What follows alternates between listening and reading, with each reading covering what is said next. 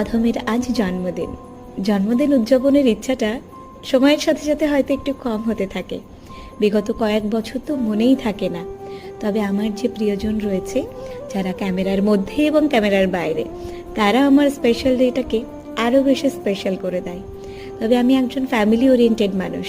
আমার মনে হয় পরিবার ছাড়া কোনো শুভ কাজই সম্পন্ন নয়। আর যারা সব সময় আমাকে এতটা আগলে রাখে, ভালোবাসায় রাখে, তাদের ছাড়া আমি কি করে সম্পূর্ণ হতে পারি। এবং অবশ্যই ক্যামেরার বাইরে যিনি রয়েছেন, আমার মা, তার সাথে কথা বলেছি ভিডিও কল বা ফোন কল। আমার মনে হয় মা যদি এই সময় আমার পাশে থাকতো, আমার আরও বেশি ভালো লাগতো। তবে অবশ্যই সময়ের সাথে সাথে সবটাই তো মানিয়ে নিতে হবে। এতটা ব্যস্ততার মধ্যে দিয়ে জন্মদিনের দিনটা আসে, তোমরা সবাই বুঝতে পারো সেপ্টেম্বরের এই দিনগুলো আমাদের কাছে কতটা ব্যস্ততার। বিগত কয়েক বছর আগে এরকম হয়েছে, জন্মদিনের কথা মনেই নেই, অথচ আমার মা এসে হাজির। এরকম